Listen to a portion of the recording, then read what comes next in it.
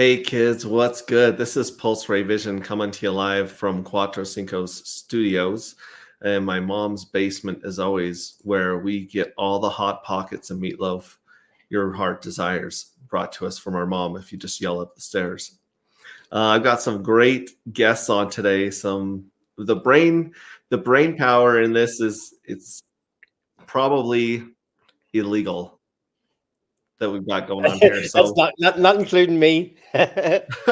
no, we've got a lot going on. We're gonna bring you guys as much information as we can about Pulsar and Pulse Wars. And we have some more guests that should be joining us as they show up. We'll let them introduce themselves and join the discourse. But let's just go clockwise with Kool-Aid and Allie. Just go ahead and introduce yourselves one by one. Let people know who you are in case they don't already know who you are, and we'll go from there.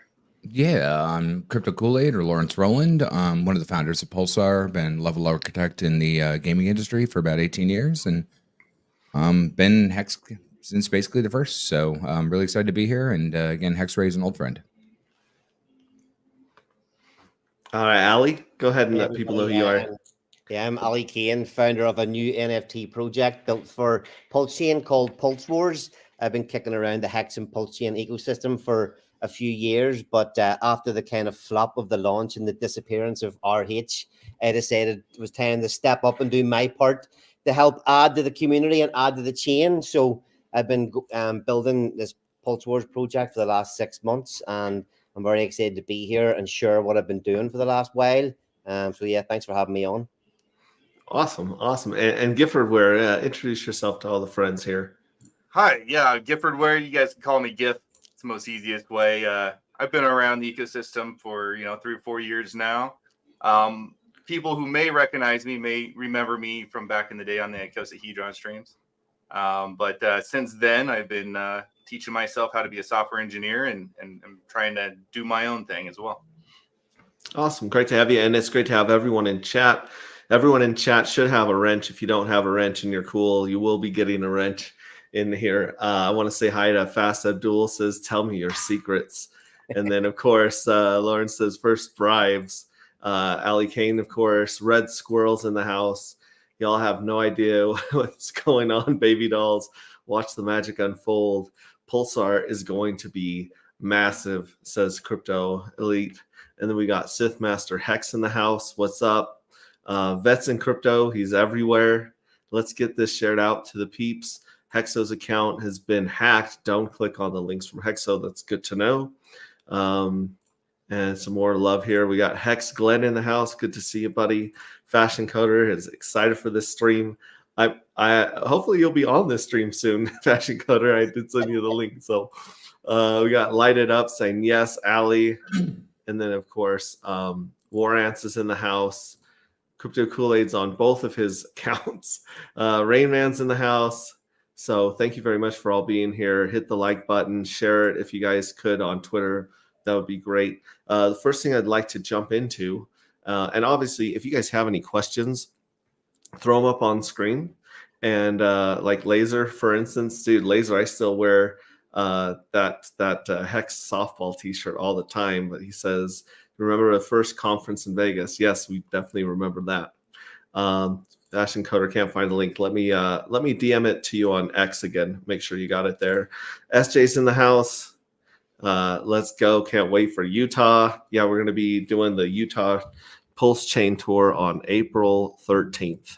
So if you guys are in the Salt Lake area or want to drive or fly to the Salt Lake area and hang out, we're going to be there. I'll be speaking at that one and talking about my journey from truck driver to crypto homie. And that'll be a lot of fun too. And I will meme your chair, Larry, says Red Squirrel. I've had a lot of people talk about our interview with your chair and SBF's beanbag chair. It's grown and had a life of its own. So that was classic days right there. That was the classic days. Well, hey, let's jump into Pulse Wars. If you guys have any questions in chat, throw them up on screen. I'll throw them up on screen. We'll try to address them as they come up, both with Pulsar and Pulseware. Or anything you guys have that you guys want to ask, we'll jump on that. And before we jump into Pulse Wars, let's ask Fashion Coder please enjoy. I'm sorry to couldn't Hi. find the link. I'm so sorry. I was like, I'm trying to get in this. I hope all of you are doing well. It was nice, like hearing your introductions. I was watching because I wanted to make sure that I knew everyone. But I'm so excited to hear about Pulse Wars and all of the things. So thanks so much for having me. Also, I'm baking brownies right now, so I'm gonna have to step away when they're ready. But I'll come back. That's good. It's kind of funny. I don't know if you've seen my YouTube. I put out like a Twitter post yesterday of me on a video trying to get in touch with some of the people from the Hex and Pulse Chain community just to get on more channels and put my message out a bit more. But I've been messaging so many people in the community, and you, Fashion Coder, are one of them. I've been sending you DMs for about 3 months. Oh, You haven't no. even seen any of them. Oh no. Okay, I'll have to go check. I have some filter thing and it confuses me. So I'll have to go look. Yeah. And It for is people, the one thing about internet messaging. It's really hard sometimes to actually thread through all the rest of that stuff. So Yep. nature of the beast. I get that totally. and Fashion Coder, you're also going to be at the Pulse Chain Tour in Salt Lake area, correct? Oh yes, I am. I'm so excited. It's gonna be And you're awesome. currently doing a 30-day series of leveling up your life, which I've been reposting and enjoying. Thank you. So tell us, and just really quickly, if anyone doesn't know Fashion Coder, just do a quick introduction of yourself. Yeah, totally. So I'm Fashion Coder. I go by Crypto Bestie. My name's Rachel though, so you can call me any of those things. I got into crypto in 2019 and then started making videos 2 years ago, and then just like became a part of this community, and it's been so awesome. I absolutely love it. Love crypto and love being a part of this space. And I am doing a 30-day series on leveling up your life, not just your finances, through our crypto wellness journey. And so it's been a lot of fun. And it's the 24th, so we have a couple more days left of it, and it's been awesome. So thanks for reposting them. Whenever I get into crypto at the start, I was watching a lot of your videos at the start as a noob. They were very, very helpful. Oh, thank you so much. That's so sweet. It's nice to hear that. All right, let's jump into Pulse Wars and tell us all about this, how you came up with it, what the target audience was, what you want to see come out of this this product. Okay, so the idea for this game, I've been in the ecosystem since May 21, and I get hit hard, through the whole bear market. I was lucky enough to find Richard Hart in the Hex ecosystem and find that community that kind of keep me on the right track for a couple of years. So even when I was only in crypto a few months, I'd sacrificed for Pulse Chain, and I was in learning a lot of the really good lessons from watching Hexagon streamers and stuff like that. Fast forward on a couple of years, Pulse Chain launches and Richard Hart disappears. And there was a big lull and everybody was kind of fighting with each other. All the charts were going down. And for me, I'd get fed up watching the charts. And I've always tried to add a little bit to whatever communities that I'm in. Even before doing any of this on my Instagram, I had a couple of thousand followers on Instagram, and I changed my page to Ali Kane Pulse Chain, and I did about 100 little less than a minute tutorial videos teaching people about the absolute bare basics of crypto. They were like 100 short 1-minute videos. What is a DEX? What is a SEX? All these little very, very simple things. So I was trying to add value. But whenever we hit this thing, Richard Hart had disappeared. Everybody was fighting. It was all looking bleak and pretty grim. And I was very much of the opinion that when there was an argument that Richard Hart should be doing more or the community should be doing more. So I was very much of the opinion that we should all be stepping up and building what we could adding to the community as much as possible. So even the strap line for this game, or the tagline for the game, is the future of our ecosystem is in our hands. So the main focus that I had for this was to build something specifically for the Hex and Pulse Chain community. And a big focus was to try to bring some of the subsections of the communities together.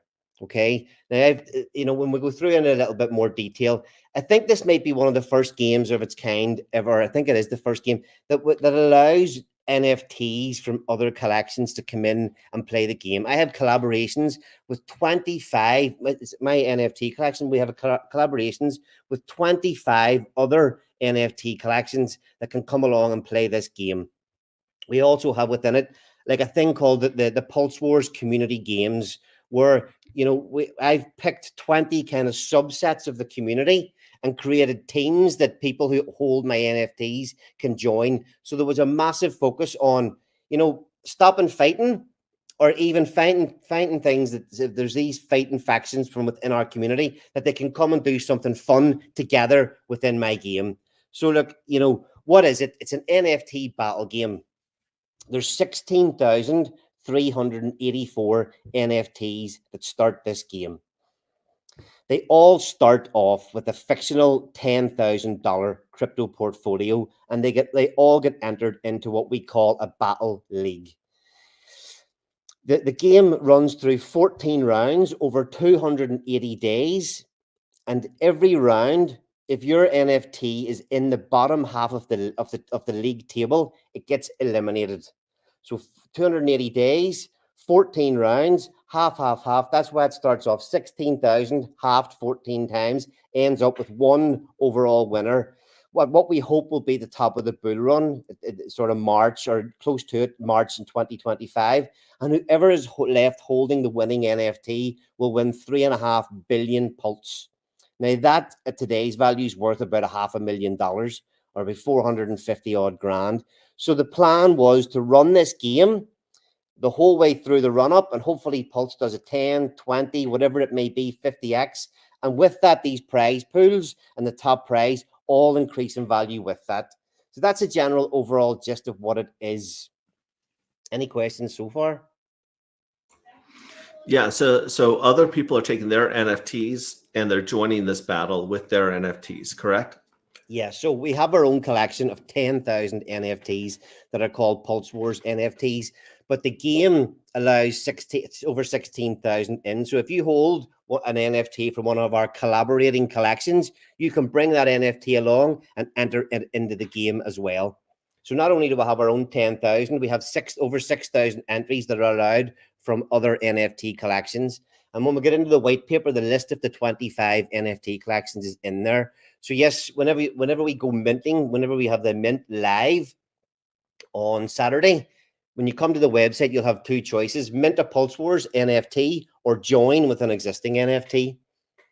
And when picking the collaborations again, I've really tried to reach out into the different corners of the community to bring different subsections in together.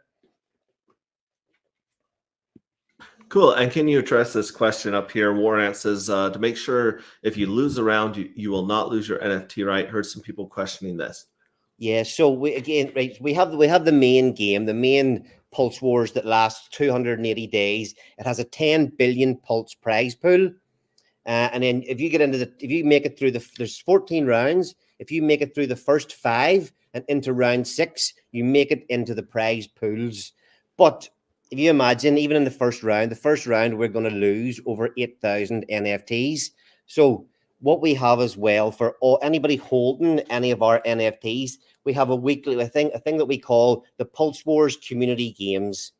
And these are weekly competitions that are available for all NFT holders. And in those games, we have 50 million pulse up for grabs every single week. And that's free for all NFT holders to play every single week. So even if you get eliminated, you can still play these Pulse Wars community games. So they're placing their NFT or one of your NFTs into a smart contract, correct? So just on, if you bring an NFT from a different collection, we actually mint them a new NFT that represents their entry to the game. And we do this for 2 reasons. It's so that it doesn't affect the original NFT. And if say somebody mints one and they have what we call a citizen NFT. So if you use one of your own NFTs, when you bring it in, we mint them what we call a citizen NFT. You join as a citizen of the Pulse Chain army. You can say if that NFT makes it to say round 13, it has the potential to win $10 million, or $5 million if we've done a big run up. You can sell that NFT and kind of on the secondary market and cash out, but you still hold your original NFT, because many NFTs that the people hold, they have utility, they get value from them, they get airdrops, they get rewards, so you can kind of use them both separately still. But on the game site, it will be the original NFT that you use to join that's displayed in the game. Okay. So while their NFT is being used in the game, it's locked or it's wrapped somehow, correct? And then if they lose, they get the NFT back, or it's not wrapped at Well, all. it's not locked. It's not locked in. It's just whenever you connect your wallet, it'll recognize our game set will recognize the NFT. And so here's if I just give you a bit more of an overview of what we actually how the game actually plays as well, then maybe you'll get a bit more understanding. So look, the web just flick through the website, just gives you a little quick about the gameplay. So you mint your NFTs, you select how you're going to manage the portfolio within your NFT, and then you enter into the leagues. Within there are 7 different classes of NFT within the game. 6 of those are within our own 10,000 collection, the 10,000 Pulse Wars NFTs. So we have Pulsicans, Founders, Frenemies and VCs, Natives, Power Items, and Maxis. That's the 6 NFTs within our collection. They all play the game in a slightly different way. There's not, there's little tweaks to make each one play it slightly differently. And then here's the citizens. So the citizens are, again, like I said, the other collections that can come in and join. If you want to flick through, the website gives you a little kind of backstory of what each is and how they play the game. And then just the FAQs. The team is on the website as well. So it's me, Escape Web3, the development agency that we employed to build all the games, the contracts, and the NFTs, and Alfonso and Charlie are the 2 artists that did all the artwork within the game. Into the white paper. Any other questions so far? Sorry. I had a quick question. Where does the 3.5 billion pulse come from? Okay, That's so the award. I'll just flick quickly back down to prize pools. So 16,384 NFTs available for minting. This distribution is as follows. So 53% is allocated to the main game, 12% goes to the additional community games, and then 35% is directed to the team and game development. Awesome. Okay, let me flick back to the start. Okay, look, we kind of ran through a bit of this already, but what is Pulse Wars? Pulse Wars is the first game of its kind, bringing together multiple NFT collections and communities into an epic game of skill and survival. Can your NFT survive through 14 rounds of elimination battles and claim the spoils of war? We'll have a nice, if you flick into the white paper, this gives a really basic, nice, simple overview of how to play the game. It's really as simple as mint, manage your in-game portfolio, and progress through the rounds. The further you make it, the more money you earn. It's really that simple. But if you go through this, actually, in the second page of the white paper, this infographic, if you don't, because people are so lazy for reading white papers, if you don't want to read the white paper, you can literally read that infographic, the one I'm displaying there at the minute. If you read that, it actually tells you every single small detail that you need to know to play the game. Awesome. And then the classes of NFT. So it's just explaining. So the story, obviously you've got to have some sort of lore, some sort of story behind the game. All what we've created is that the general gist of the story is that we all live on Pulse Chain somewhere in the future, and there's an evil army of robots and VCs and founders sending an army of evil robots to come in and overtake Pulse Chain. And we have the Pulsican army that are here to defend Pulse Chain. So the Pulsicans are an army of robots that defend Pulse Chain. Whenever you play this game, you play it with a fake in-game crypto portfolio. Everybody starts off with $10,000 that you allocate to our in-game coins. So we have pre-selected lists of coins. 30 of them are from Pulse Chain, and 30 of them are non-Pulse Chain coins. So depending on what NFT you get, will decide which type of coins you get in your portfolio. Whenever you play, you get your 10,000 fake dollars, and you get 4 either Pulse Chain coins or 4 non-Pulse Chain coins. And you literally manage that little portfolio through each round. And the higher the value of your portfolio, the higher up you stay in the league. That's how you make it through, by making little trades and progressing through the rounds.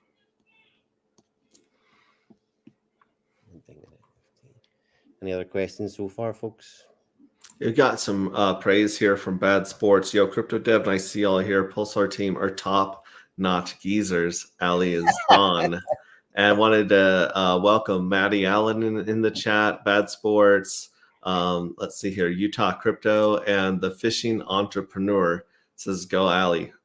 So keep going, man. Now, the different classes that you had, what's the background of each of those? Because, I mean, I saw you had VCs, you had founders. Do you have like a little bit of like how you came up with those different families or groups? It all kind of just started from, as I say, the little bit of lore behind it is that, you know, the founders are the strongest in the game. They are founders of distant ecosystems and their own chains, and they're kind of the rulers of their own chains. But within that, they have armies of robots and VCs that they send to attack Pulse Chain, and then we have the Pulsican army that are just there, and that's what determines what type of coins you get. So I'll actually, it's on the next page, but just in the minting, this just explains a little bit about when you come to the site, you can mint the Pulse Wars NFT, which will be one of the 6: a Pulsican, a founder, a native, a maxi, or a power item. And if you join, this is the list of NFTs that you can use to come and join. So if you hold one of these NFTs, or whenever you like kind of click in, it'll recognize in your wallet that you own the NFT that you're saying that you're joining with. Yeah. Warrant says you bought my Yoblins for dirt cheap. I did a dirty on him. I bought 10 Yoblins off him and then added them into the game. Man, I'll give you them back for free. So this little table. So you're asking about what the different types are. Okay, I'll run through this really quick. The Pulsicans. So within the 10,000 Pulse Wars NFTs, there are 4,600 Pulsican NFTs. They get their fictional 10 grand, and they can invest that in 4 Pulse Chain coins. The 4 coins that they get are randomly selected by the game algorithm when it starts. So you don't get to choose which 4 coins you get. They get allocated by the algorithm, but then you choose where to place your $10,000 across those 4 coins. The maxis, there are only 1,000 maxis. They get 1 coin in their portfolio. They're kind of all in. 1 coin they get, and they put their whole $10,000 in 1 coin that is not from Pulse Chain. The natives are the same. They get 1,000. There's 1,000 of them. They have to put their whole $10,000 into 1 coin from Pulse Chain. The frenemies and VCs who are attacking Pulse Chain, there are 2,000 of those, but they can invest their 10,000. They will randomly get 4 coins from outside the Pulse Chain ecosystem. The founders they can actually pick their own coins, and they can pick any 4 that they want from both lists. So the only ones that can interact with the Pulse Chain coins and the non-Pulse Chain coins. And then there's only 200 of those in the whole collection, and they are much stronger than all the rest because of that ability to be able to choose coins from choose their coins and then play from both lists. And then we have 1,200 power items, which are just thrown in there at random. If you're unlucky or lucky enough to get drawn against a power item, you have a 50-50 chance of getting eliminated. So there's a number of these in every single round, and they just throw an element of complete randomness that even if you're doing really well or really badly, you might actually just get a 50-50 chance of progressing through to the next round. It's part of that being in there is to stop people gaming the system as well. You know, somebody can kind of try to, you know, maybe go and pump their own bags somehow, or manipulate the market or do little things. If they do that, they can still get drawn against a 50-50 item and get eliminated. And then that's the kind of list we have at the minute. This will change as we get closer to the full game launch, the actual list of coins that we have in the game. And then that's. Yes, if you go back up a little bit to the different groups, I was looking at the trades people get per round. Yep. So the founders get four trades per round. The Pulsicans get 1. Okay, so and just then on that as well. Natives don't. Yes. So the maxis and natives, what they get instead is the maxis and natives. If you imagine within any NFT collection, there's always ones that are better and always ones that are weaker. And the numbers are built that way. So the maxis and the natives are kind of the weakest play in the game. You imagine you've got to time a market buy of your $10,000 at a good time to try and get yourself, a little bit of a head start. But the only thing that they can, the only action that they can play in the game is kind of like a luck boost. It's like a little wheel spin, you imagine, and they can boost their portfolio by, what's the percentages? Let me see. I can't remember off the top of my head. They can boost their portfolio. They'll have like a wheel spin with 4 chances, and one will boost it by 1%, one will boost it by 2%, one will boost it by 5%, and the other will boost it by 4%. So that's the only function that those guys get in the game. Sorry, 1 second. So yeah, they have no trade. They only get to call that function. The frenemies and VC. So here's the I didn't explain that. Sorry. The thing about the game is that when you imagine if you're managing this portfolio, you can only make 1 trade per round.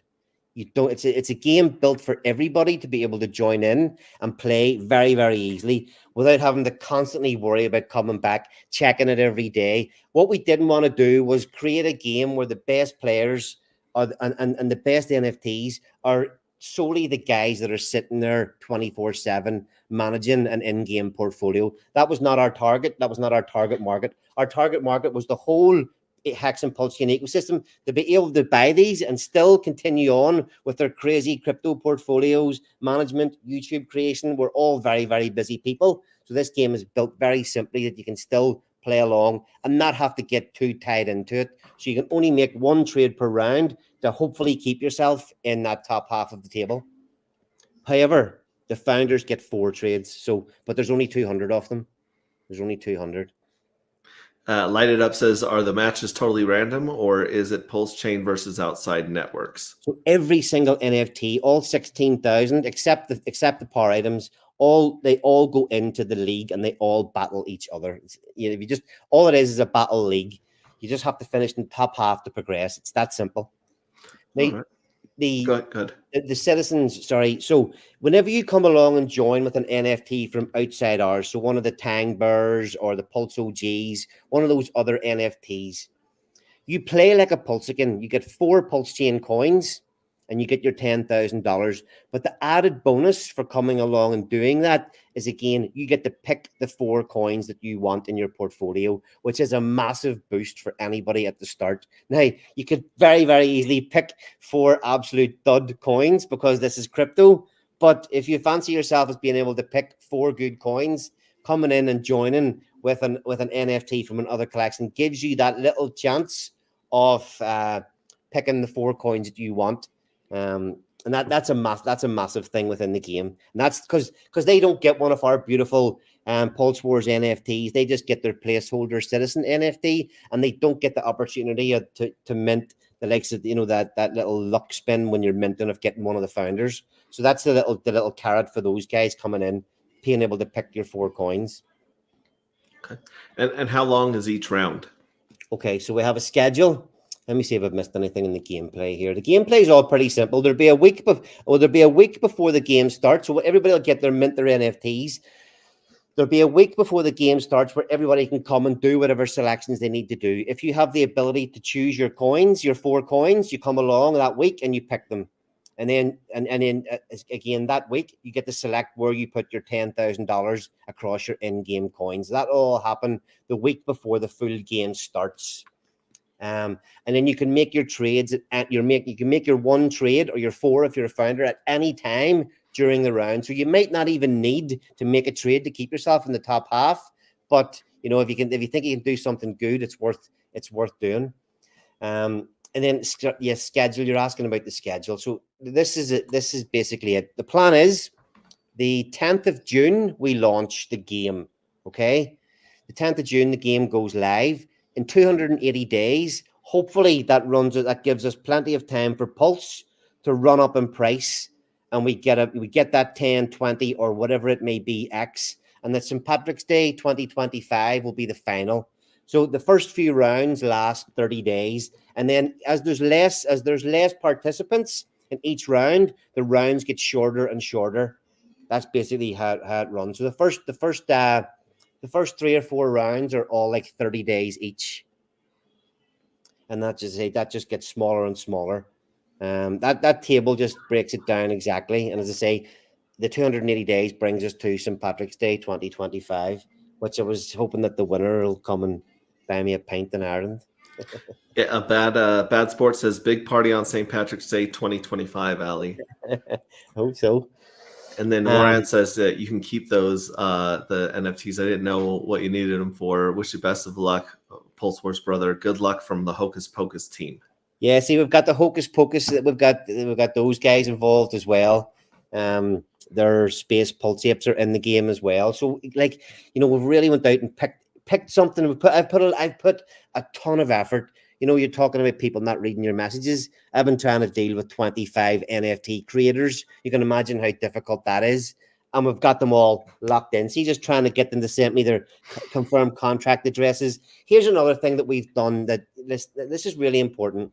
There's so many awesome NFT creators out there on Pulse Chain that are relatively unrecognized. There's people that there's collections from within our game that the creators of the NFTs have given them away for free. They have received no money. Now, every time somebody uses one of their NFTs to join our Pulse Wars game, they get 50,000 Pulse kickback. Okay. Plus, if there's any secondary market sales of citizens, they get the 5% royalty fee if it was their NFT that was used to mint the citizen. So, it's in terms of pulling communities together and also, if I make this game a success, I will help some of these guys make some money as well. I envisage a future where if the top prize in this game ends up, call it 10, Pulse does a 10x, and there's $5 million in an NFT. The winning NFT is worth $5 million. And we get down to the last 2 weeks and there's 16 left. Does someone want to cash out and take more than their NFT is guaranteed to win? And somebody will bat with the chance of winning the top prize. I do envisage a future where we see one of these or some of these NFTs sell for more than $1 million, because the DJs will be at the top of the bull run. The DJs will be there to DJ. And if we do sell an NFT for $1 million, and it's one of those NFTs from one of these guys who's giving an NFT away for free, they'll actually get a $50,000 royalty from it. And that was a real important thing for me, that we've done something to add to all these guys that have created all these wonderful NFT collections on Pulse Chain as well. Wow. And I apologize if I didn't hear this correctly earlier. The 3.5 billion Pulse, those are coming from the sacrifice phase, or is there a VC or a benevolent whale that donated that? Everything comes from the sale of the NFT. So 53% of all the sales goes into the prize pool. And then 12%, the last sort of thing on my white paper here, the last thing is the Pulse Wars community games. There's a 12% of all the sales goes to the Pulse Wars community games as well. But that's the payout table. So as I was saying before, we've got 14 rounds, and if you make it through round 5 and into round 6, that's where these payouts start, and they kind of double. The further you go through the game, they double. So you get into if you're in the last 512, then you're into the prize pools, and as you go through each one, they kind of just ramp up higher and higher. When you get to the last 16 there, it's 62 million Pulse. You're guaranteed to win 200 million Pulse. If you come third or fourth, you'll get 600 million Pulse. Second place is 2 billion, and first place, that massive prize, is 3.5 billion Pulse. So yeah, it's pretty, and you only claim. So this will all be automated, and when you get eliminated is when you claim your prize. You don't claim as you go through. It's once you're eliminated, that's the time then you claim your prize. Okay. Warren says, Alikane, I like the way you thought about this, man. You know how we struggle at first to understand, but hearing you explain it more and more, I think this will be a game changer for Pulse Chain. Let's effing go. And then Fishing says, it's so fresh, totally unique, first in-kind NFT type protocol. It's so simple, but it could be so awesome. I really did build this and put a lot of effort into it, and I built it for our community. Even the power items, there's 100 power items, and they're completely random. There are 12 of each, but there's Richard Hart quotes in there. You know, there's little references to all things that I'm not even going to give it away, but there's little references to all things that we've been through over the last 3 years within the Hex and Pulse community. Something else that I haven't told people yet is whenever you mint a Pulsican, this took me fucking, sorry for swearing, fucking hours on end. Of there's about 1,000 names of people from within our community, like Fashion Coders definitely in there, Kool-Aid's definitely in there, and a whole ream of other people from Twitter that are in our ecosystem. That when you mint the Pulsican, one of them might have something like your name. They're not the exact names, but they're definitely recognizable. Kind of put a little bit of a spin on them and change their names a little, but that's all in there as well. And I haven't even told anybody about that yet. This is the first time I've shared that little bit of information. But it's lots of little details in the game that people are going to see when it goes live. They'll see the effort that went in to building this. And Bad Sports brings up the live stream. Live stream for these rounds and mini games are going to be so good, man. So are you planning on doing live streams during these rounds and during the yeah, I mean that's eliminations? the whole part of the plan. You know, there's a third part. There's a third pot of money as well that we'll be using to make more games, and then there's all, you know, we do plan to stream kind of maybe every Wednesday, something like that, and cover this. I've chatted to RG3 and he was saying, no, I've chatted to a few big streamers and a few people have said they'll definitely bring me back on for updates when things are happening. There will be times throughout this that it will get exciting. You know, there'll be things happening within it that people will want. If it goes the way that I've hoped and planned, you know, it's going to be something really engaging for the whole community, especially if Pulse runs up in price, you know? Yeah, Donners one says the Swans of Donner House has entered the chat, and Adam says, "So this is where the party's at?" Question mark. Because I mean, obviously, you're going to have an in-person meetup on St. Patrick's Day of 2025. Absolutely, 100%. You know, look, and it is a bit corny, but I really did build this to be a focal point of the ecosystem. If it works the way I've planned it and I get the support that I need to make it, once I sell out, this thing's lit. The game is on fully. That's it. Everything else is ready to rock. You know, I'm all over this. Just a little bit of background as well. Whenever this idea, so I'm an obsessive type of guy. You know, whenever I like something, I get obsessed and I spend every spare second working at it, building it, learning it, whatever it is. Before I get into crypto, I used to run online calisthenics fitness competitions. We had a small community, really engaged community of 2,000 people. And every year I used to run an online competition where everybody entered a league and gained points by doing these mad fitness challenges that I come up with every week. And this league ran for 3 months every year. It was absolute hell, but we had so much fun and so much crack just on our own little community doing it. So that was Bar Wars Ireland. And whenever I was thinking about how do I add to Pulsian, what can I do? I can't compete with the guys that are building dexes and doing all the really smart stuff and this and that. But what I can do is can create something that's fun and engaging and enjoy what I'm doing. I built this because I love it, because it's me. And when we're playing this, if that's where the passion comes through, when you're doing something that you actually love. So I built this because I love this kind of stuff. I don't love looking at charts 24/7. I don't love trying to build dexes, but I love playing games and I love engaging with people. And that's it. So get this game on the go and we will have a lot of fun playing it.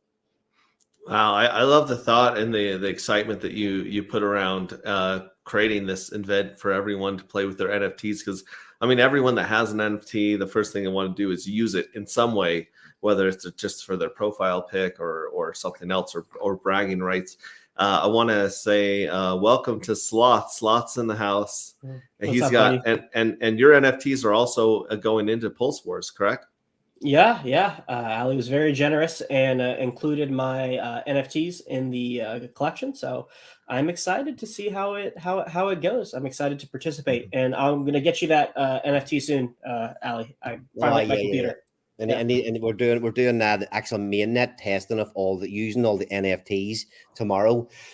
Here is I know I'm rambling on here, guys, but listen, this is a massive part of what we've built is the Pulse Wars community games. Okay, so that other pot that I'm talking about, every week we have 50 million pulse up for grabs in the Pulse Wars community games, and we will change the game as we go through. But the first game that's built will launch 3 weeks after the mint is done.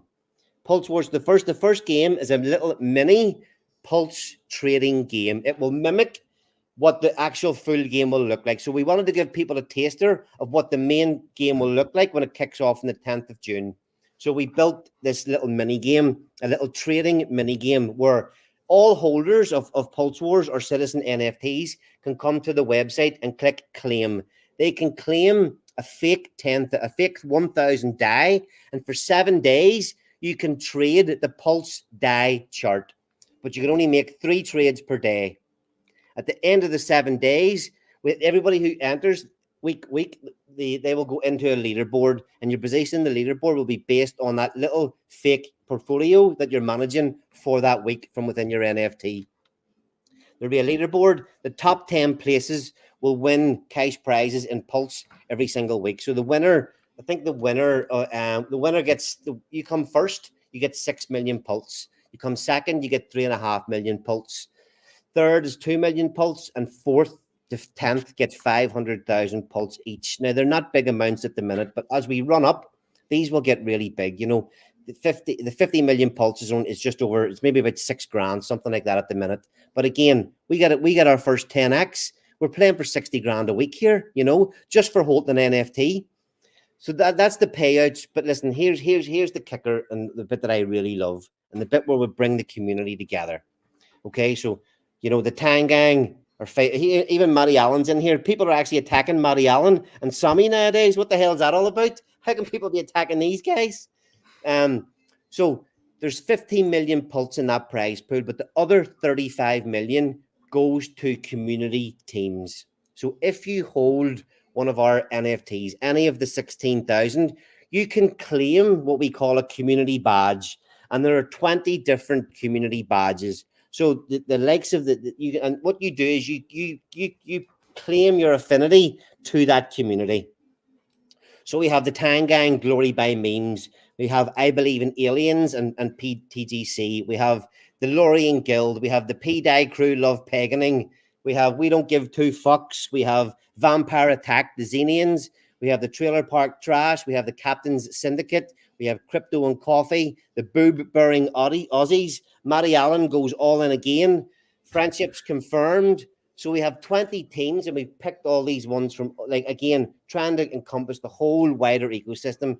You know, the Meme Kings, B-Roots are in there. They're always arguing with the P-Dye Crew, you know. So you can claim your community badge, and what happens is whoever wins the weekly game wins the 35 million for their team. So say that you're playing the mini game and you have a Trailer Park Trash badge, and there's 50 other people have the Trailer Park Trash badge. They will be able to claim a 50th share of that 35 million Pulse just because you won the mini game. Awesome. We got Crypto Compassion showing up in chat. Falcon Crypto -hex. We've got Warren says there's no competing on Pulse Chain. We're collaborating. If you have a great idea, build it, and you'll get the community behind it. And then Warrants also said, Richard Hart stated today, if you want something, build it. Worked for BTC, worked for ETH. So yeah, awesome. And I'm going to be on the Texan Tailgate tonight with Crypto Compassion at 6 Pacific, 9 p.m. Eastern, I believe. So you can come hang out with us there as well. And Hex Monkey's in the house. He says, wow, what a great panel here. I couldn't agree more. This is an insane panel. Like I said, it's somewhere it's illegal to have this much IQ on one YouTube channel. So I'm happy to have you guys here. He says you have around $100 laying around. You can trade an artificial portfolio for a chance of 5 to 6 figures. It's an easy yes, please. And then Maddie is a friend in Dutch, UFA with M. Maddie, UFA with friends, and I don't like that. I'm not sure what the FA is.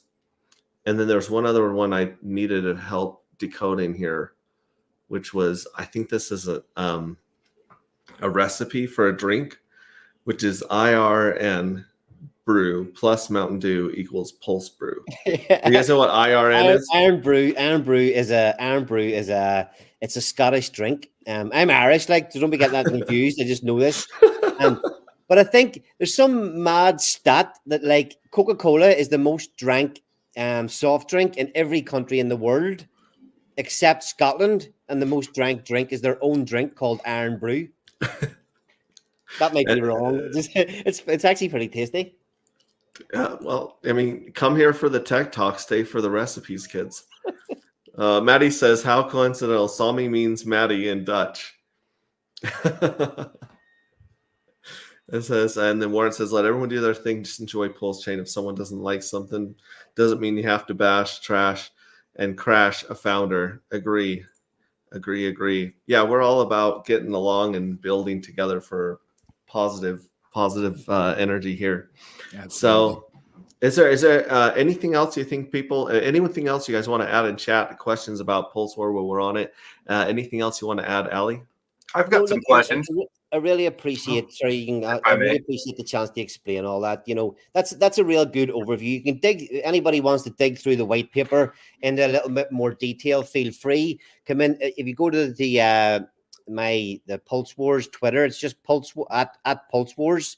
All the links are there. Pulsewars.io has all the links. That's the website. Has all the links to the Telegram, Twitter. Come into Telegram, start engaging, and ask questions in there. We're in there. We've got Americans in the team. We can kind of cover most of the stuff 24/7. So just come in there and ask questions, get involved. We're here for a good time, not a long time.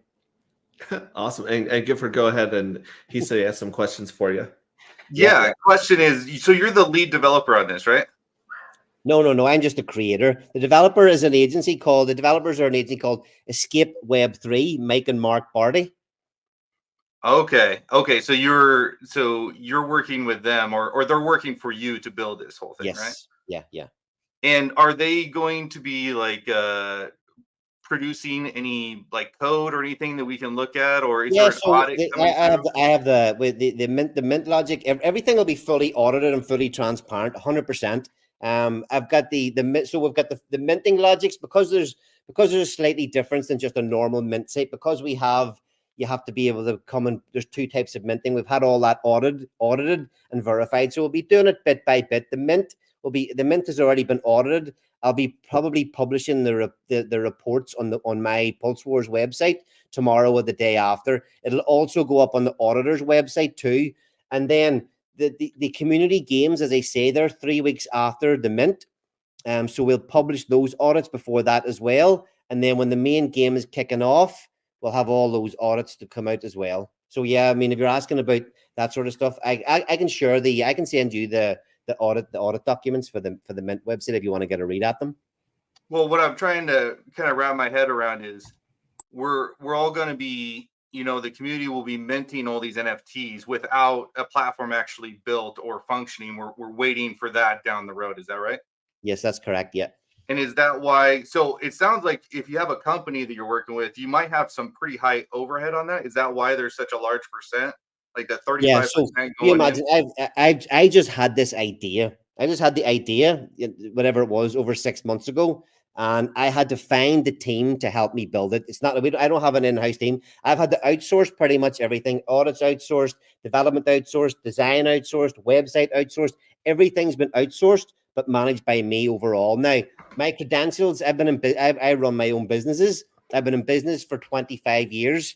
Now, I've only been in the crypto space for 3 years, but I've done a plethora of different types of businesses. And, they've been relatively decent businesses as well. So, when it comes to managing things and dealing with people, I'm straight up, and I'll always try to bring the best out of people together. And that's what I've done with this game as well. So yes, everything is outsourced, even the likes of Telegram.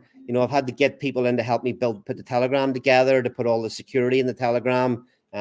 It's enough work for me just trying to combine all this stuff together without, the development and other things are not my expertise, but project management, bringing people together, creating things, that is my expertise.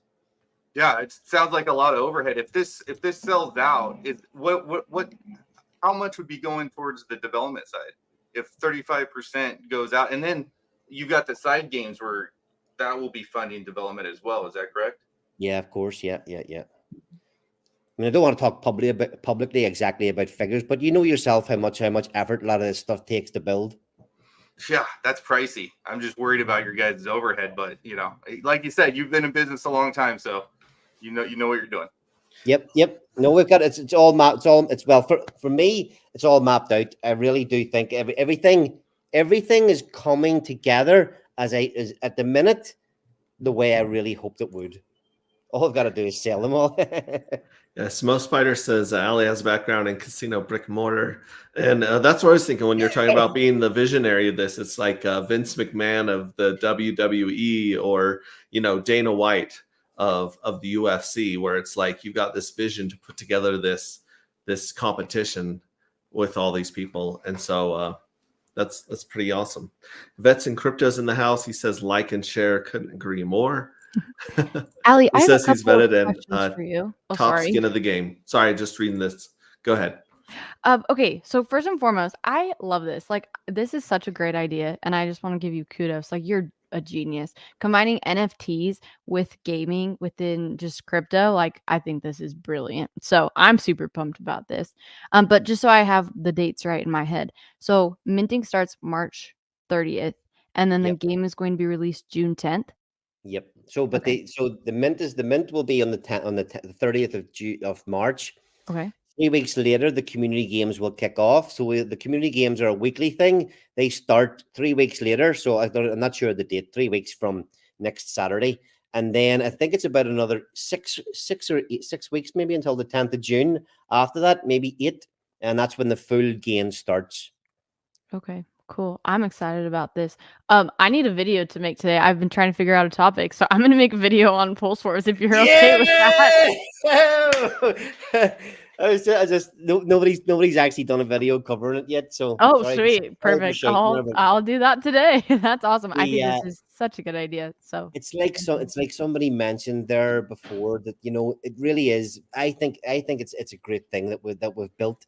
But it does take, on first glance, it's just an NFT game. People don't really get it, don't know what it is. But whenever I speak to people and they see what we've done, that's so like a few people covering it and helping me explain what it is to everybody else is really what I need. I mean, the best way to put it is basically it's battle royale of poker or any of that type of thing.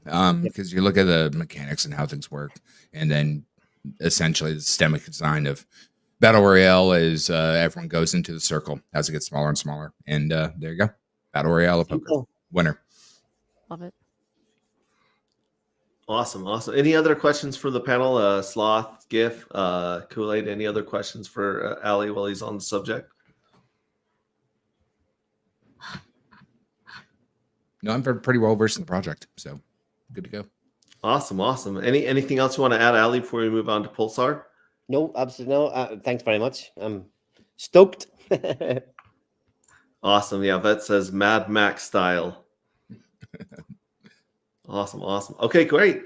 Well, thank you so much for sharing all that information, asking our questions, and taking all the answering everything to the honestly, that's nothing more that we can ask for in our community other than transparency. So thank you so much for coming and sharing this vision with us. So now let's jump into a little thing called Pulsar. I believe Kool-Aid has some screens to share. Possibly. We can do that. If you want to pull up the white paper, or you just want to chit chat, and we have our anti-hero, Dr. Sloth, the mortal enemy of Pulsar, our dear friend. I'm the official heel of all of this. So that's right. Mr. Glass. Give how you want to handle. I can actually just go to the main website, pulsar.win, and go and pull it up. Sorry, I'm not prepared. Let me pull that up here. You want to give a Elevator ring a bell on kind of how we got here, Giff? Well, I did it last time, so now it's your turn. Well then, okay. Sloth, Gifford, and I have been friends for a long time, and we've talked about a lot about how systemic design and mechanics and everything works together. And Giff and I have been tossing around some ideas behind the scenes now for almost like 3 years. And when we saw what was going on with Titan, it really necessarily wasn't about Titan. It was about understanding the systems and where it came from and what we can utilize with a couple different pillars. One of that is bringing fair launch to Pulse Chain. No sacrifice, none of that.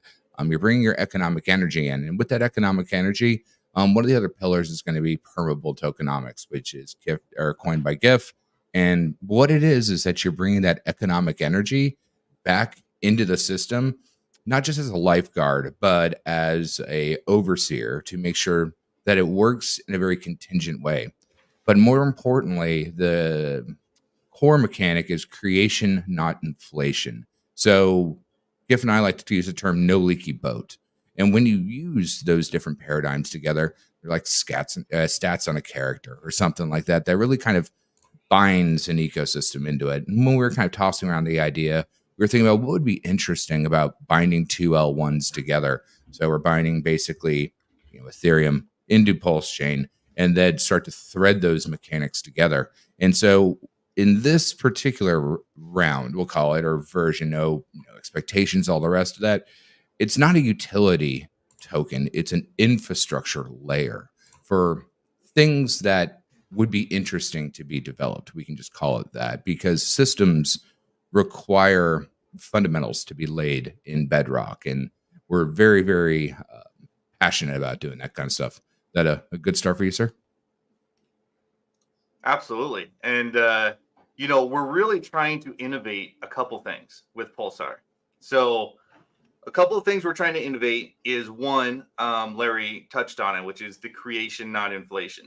And essentially what that means is in order for this token to come into existence, real economic value has to go into the minting process, right? And then we need to combine it with something called, no leaky boat, which means if you try to do this fair launch, but you do it in like a miner kind of mindset, kind of like what TitanX or Zen has done, you run into that problem where you have constant inflation that just keeps pulling down the price, right, of whatever that main token is. So what we're doing is in order to mint Pulsar, and mind you, the only pre-mint of Pulsar we're doing is going to be locked in a liquidity pool, right? We're doing that to lock that in. Other than that, there is no founder coins. There is no VCs jumping in. There's no sacrifice. If anybody's sacrificing anything, it's the founder sacrificing for the initial pool because we have to pair that Pulsar with actual Ethereum, right? So once that's established, then the only way you can get Pulsar is by putting in real economic value in the form of Ethereum and TitanX in order to mint Pulsar, right? So that's the main one. And then the second one, and we can pull these apart a little bit more if you guys want. But the second main thing or main innovation that we wanted to pull off was how can we kind of meet three different communities where they are and have their own narratives that all still align with one token with Pulsar, right? So we've got the Ethereum maxis, right, who literally say things like, and I've heard this before, that Pulse Chain's for the degenerates, like the degenerate gamblers and such, right? There's a big view of that on the Ethereum standpoint. So if you want to come and mint Pulsar, you can do that and never touch Pulse Chain. Totally cool. Now, say you come in and you're the Pulse Chain maxi, right? And you're like, I'll never go back to Ethereum because those fees are outrageous. I want nothing to do with that, right? But maybe they're interested in TitanX. Maybe they're interested in Pulsar. We are going to bridge economic energy to Pulse Chain, whether people who interact with our smart contract want that happening or not, or even know about it. Totally fine. In what world has that ever existed before? Every world we've been in, we've relied on whales, institutions, you name it, to actually bridge over their economic energy over to Pulse Chain. We've developed a system to make that happen automatically without anybody needing to approve it or not. And on top of that, it even goes into the fact that there's no OA or the rest of that. Yes, technically the permeable tokenomics is the OA. Hey, Max, you want to go ahead and scroll down to the second year mark, where it says Titan X and Pulse Chain. We can just kind of scroll Down down. this way?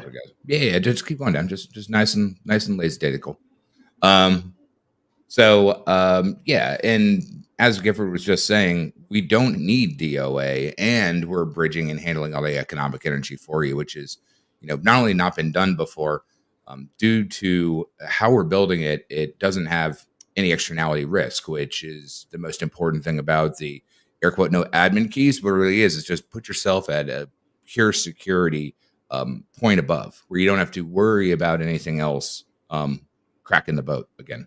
Go ahead, Gifford. Yeah. So before I go any further, anybody on the panel want to ask a quick question or need a clarification on anything that's been talked about so far?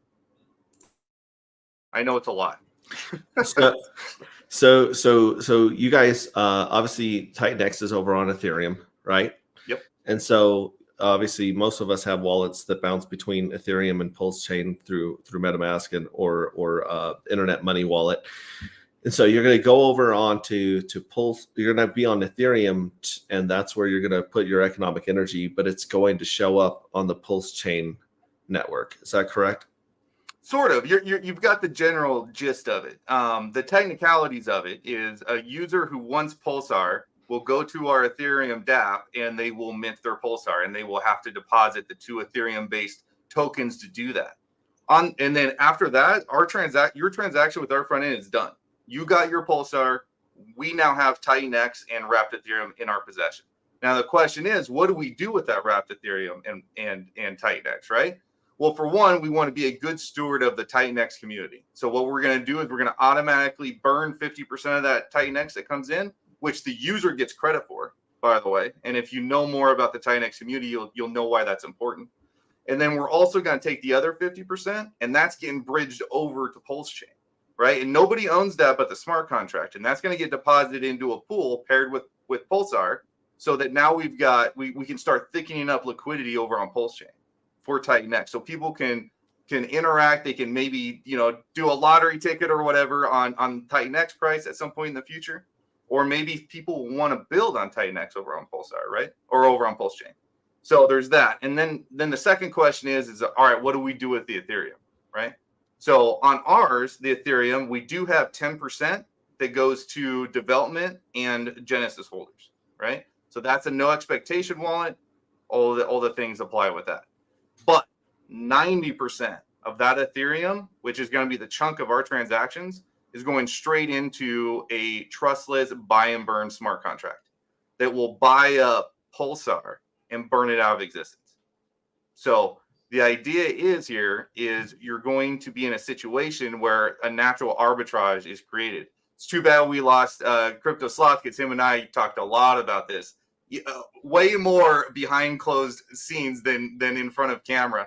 But we talked a lot about this in the icosahedron ecosystem, and about the ceiling that was created on icosa based on the ratio between that and Hex, right?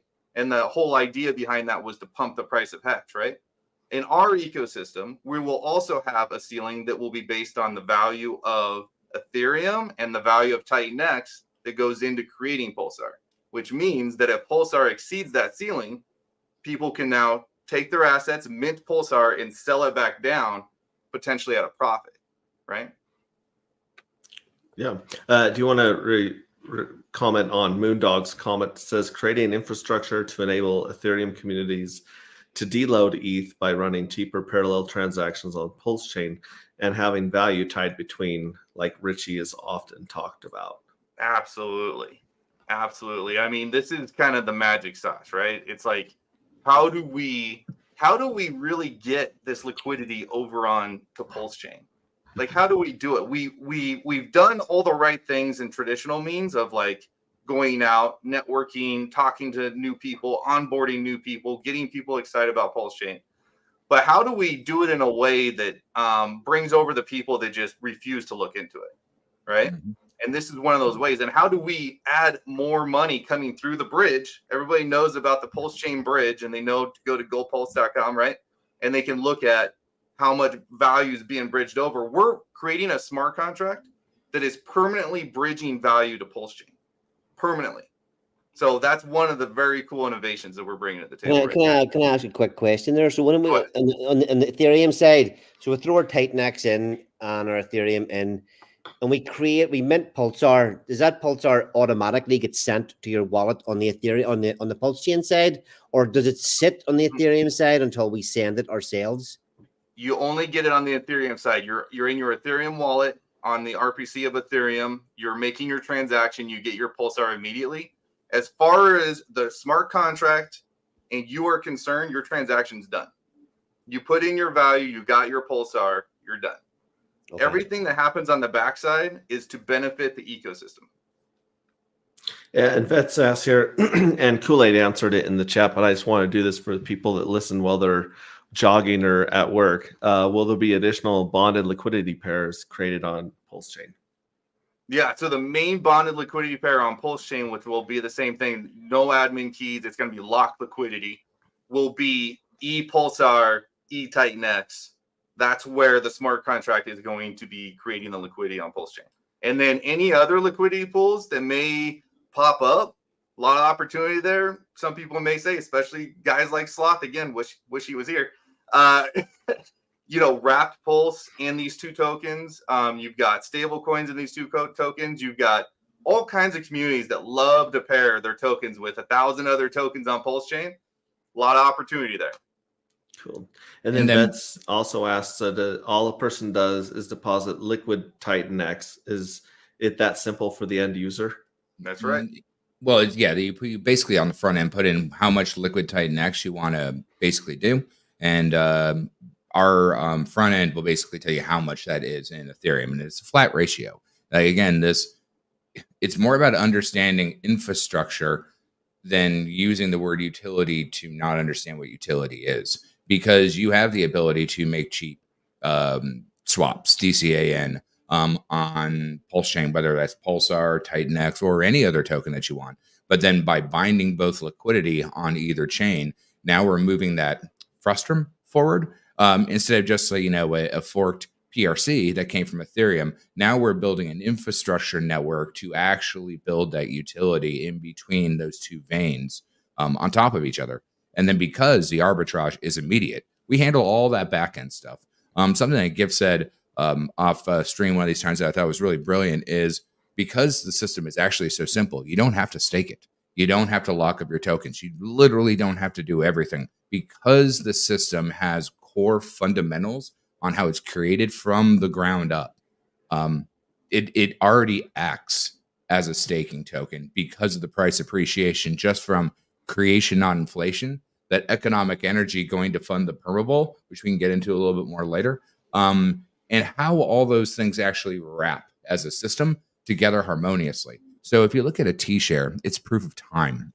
And if you studied Zen, it was proof of gas. Titan is proof of Ethereum, whether you understand the project, like all the stuff or not. But we have studied, the giants that came before us.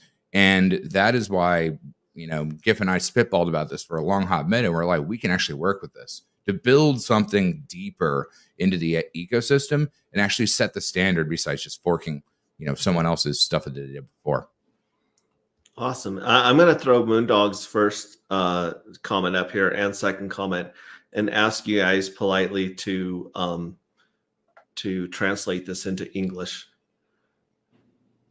Or make it maybe bring it down a little bit more. Yeah. I know that Gifford is a gifted translator. So when he says creating infrastructure to enable Ethereum commodities to deload ETH, let's just stop there. What is he saying? So essentially what he's saying is, this is a great opportunity to show the Ethereum communities what Pulse Chain can do for them. In particular, the cheaper parallel transactions. So what this is doing is Pulsar and ePulsar are roughly going to have the same value, right? Just like you could see wrapped Bitcoin or wrapped ETH on Pulse Chain has similar values as what's on Ethereum, right? Mm-hmm. So this is going to kind of tie each other together. This is basically what Kool-Aid means when he's talking about binding two L1s.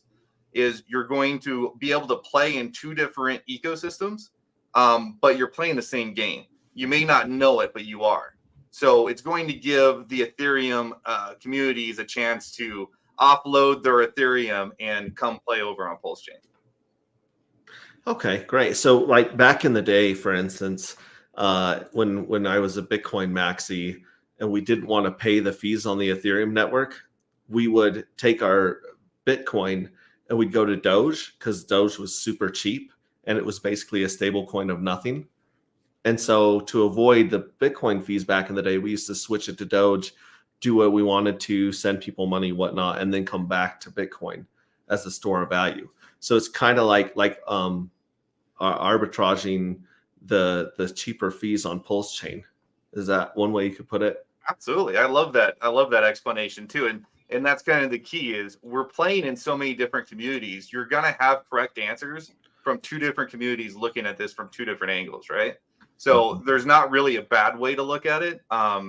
If you're talking about specifically like what routes you use to like minimize the gas fees and that sort of thing, that's one thing, but human nature is to find what's most convenient, right? Like people will do what's most convenient to them. So we're creating a more convenient way to run your favorite smart contracts on Pulse Chain at a cheaper rate. That makes a lot more sense. I really appreciate that. And let's tackle this one right here. Additional bonded liquidity on Pulse Chain that requires new economic energy input as a part of its creation, aka filtering for quality of net creative players versus arbitrage feeders good stuff. Again, like that's English, Fantastic. but my brain has like rejected the third 3-syllable word, and I'm like, wait, what? I don't understand one freaking word of it. And I love you. I love you, Moondog. I appreciate this. So you're bringing us good information. We just need to put it in like, kindergarten language for me. I got you. I think I got you. Okay. So this is great. Another great comment. So what he's talking about in particular is the requires, right? He's got it in all caps, requires new economic energy input in order to get the pulsar. So what's funny is, this is a token that does not require you to stake it to earn yield or play any other games like wait out time or anything like that. And the reason why is because the only way to mint it is to put in economic energy. So there's not really going to be too many scenarios where somebody's going to want to mint their pulsar and then immediately sell it for a loss, right? Because that's literally what they would be doing. And the only time they'd be selling for a premium is if they're waiting for the price to ratchet up over time, right? And then even in the event that, let's say, in the numbers I ran, it would require roughly 70% of all the economic energy used to mint Pulsar to actually dump the price of Pulsar. So that being said, our comeback on that is the highest buy and burn percentage that anybody's seen yet in crypto, which is 90% of the Ethereum that comes in, which is the majority cost of minting Pulsar as it currently stands, will be used to buy and burn Pulsar and thus attempt to keep it close to its ceiling price. So it's not only buying and burning or the Titan X over on Ethereum, it's also lowering the amount of Pulsar on Pulse Chain. We're burning. We're a fan of burning. So we're burning Titan X, and we are also buying and burning Pulsar as it's needed. Awesome. Okay, so going back to what he says here, filtering for quality of net creative players versus arbitrage feeders. So he's saying that like more economic energy is going in than coming out, whereas arbitrage is like a zero-sum game plus fees. So it's actually worse than a zero-sum game for most people. They're trying to arbitrage. And this is where the term perma bull tokenomics came from. I racked my brain for like 3 months on this guy. Like I was talking to Sloth, I was talking to everybody I could, and we could not come up with a name for this. But when you do a buy and burn, and it's especially prevalent in Pulse X, if you keep an eye on the amount of Pulse X is getting burnt and taken off the market, bought and burnt, you start to realize that buying and burning is very powerful, right? And there's something weird that happens in a buy and burn, in a trustless way. The weird thing that happens is that you're taking somebody it's almost like you're taking somebody who has money and they buy a token and then they walk away for the rest of their life and they never come back and look at it. Like that economic energy never gets touched again. It only gets touched that one time during the buy process, and you'll never see it get sold. That's a very special mechanic. And that's why I came up. I'm like, hey, this should be called perma bull tokenomics, because you are a permanent bull when you have a buy and burn that supports the token that you just minted, right? So that's what he's kind of touching on there too, is there's no way to like arbitrage or like beat the system so you can dump on other people's heads. You either are contributing to the perma bull or you're just not contributing at all. But there is no way to game the system to dump on everybody. Awesome. Vets in Crypto says, is a person depositing both Titan X and ETH? Correct. So that's there will be a ratio on there. And right now, based on the price of Titan X, since it has come down so much, it's going to be majority ETH. So at one point in time when we were building this, 1 billion Titan X equaled 1 ETH. That used to be a thing. But because it's come down so far, it's not a value of 50-50 anymore. So it's still 1 billion Titan X per 1 ETH, but the 1 ETH is, worth like, what is it now? Like 3,600 or something like that. Yeah. And that amount in Titan X is much, much less. Right. Yeah, but remember, will bounce around. Yeah, and I think one point to notice is that remember that Titan is mined by using ETH by time, and not to go into the pure mechanics on that. There's a very fundamental reason that those slip and slides or those parallels can actually equalize very quickly based on what time frame that you're looking at and what's going on with that mechanic. And another thing is you don't have to mint Pulsar if you don't want to. You can just go buy it off the market. But if you're not creating it, you're not adding the economic energy to the permabull when we get there, which is its main overwatcher that handles all the rest of it completely. And that's the real different thing, is that, again, you can literally just hold this token liquid, don't have to do anything else with it, and the entire systems will work behind you without lending, staking, locking up. All of that's done from the core creation process and the fundamentals that you use to create the system. Yeah, and Falcon Crypto says, how does Titan X figure into this? So the biggest thing is, like, we could choose to use whatever token we want, right? We could have choose different tokens. We chose Titan X because of the way of their ethos of developing early on, the way we saw that and we recognized that, and we're like, okay, this might be a community we can work with here. And that being said, we knew we had to burn Titan X. So we wanted to make that be a huge factor in the creation of Pulsar. Now, here's one of those situations where we can talk to 3 different communities and talk from 3 different narratives. So here's the Titan X narrative, is we want to be a good steward of Titan X. So we're requiring Titan X to come in as part of the minting process. We're burning 50%, and we're creating liquidity for people to buy Titan X over on Pulse Chain. And now, as you say, when we bind layer ones, if everybody starts trying to get their lottery ticket on Titan X and it pumps over there, guess what? It's going to pump on Ethereum too, because natural arbitrage will make sure that happens. So we're getting a whole community exposed to Titan X while we're burning Titan X as well. Yeah, and Smo Spider says, works like a balancer. And of course, Kool-Aid says, yeah, the ARBs actually are the balancers. So they'll balance when something gets out of one gets higher than the other.